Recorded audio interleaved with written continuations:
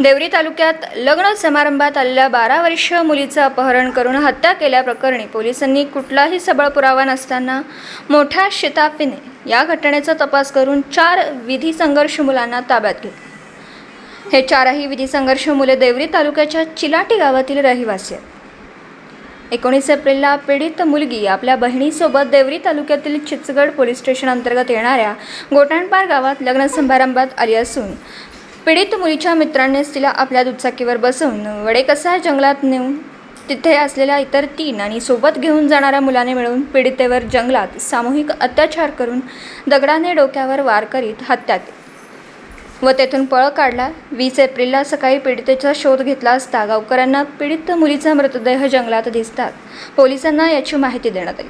मात्र सदर घटनास्थळी मोबाईल नेटवर्क सुद्धा नसल्याने पोलिसांना आरोपीचा शोध घेण्यात अडचण निर्माण होत असल्याने पोलिसांनी 6 टीम तयार करून या संदर्भात तपास केला। पीडितेच्या मोबाईलवरून काही मुलांशी चॅटिंग समजून आल्याने काही हत्येचा वेळ सारखा असल्याने पोलिसांनी तपास चक्र फिरवीत 4 विधी संघर्ष मुलांना ताब्यात घेत चौकशी केली।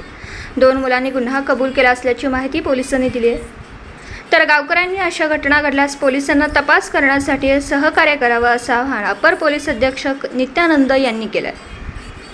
तर या 4ही विधी संघर्ष बालकांची रवानगी बाल सुधारगृहात करण्यात आली। अशी घटना घडली होती काय सांगा? आतापर्यंत ते गुन्ह्यामध्ये 4 आरोपी यांना ताब्यात घेतली गेली आहे आणि त्यांना नागपूरमध्ये बाल सुधारगृह आहे तिथे जे जुवेनाइल जस्टिस बोर्ड आहे त्यांनी 17 मेपर्यंत तिथे पाठवलेले आहे।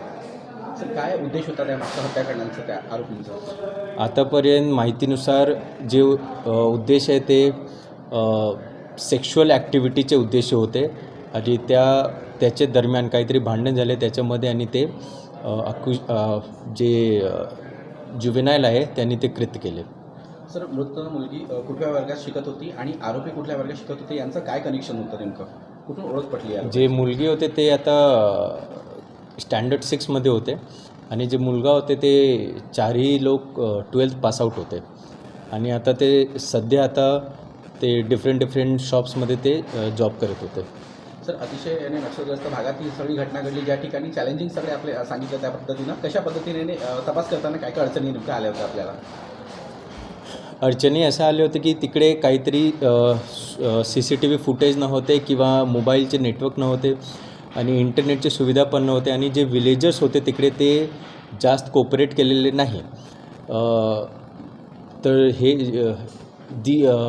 हे सगळे अडचण आले होते तरी आमचे 40 लोक यामध्ये दिवस रात्री काम केले आणि 6 टीम तयार केले होते आणि ते सगळे टीम एकमेव सोबत कोऑपरेट करून आणि कोऑर्डिनेट करून ते गुन्हा उघड केले आहे।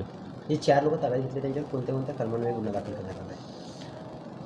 ते जे कलम आहे ते 302, 376, 363 IPC आणि 4 आणि 6 पॉक्सोचे ॲक्ट।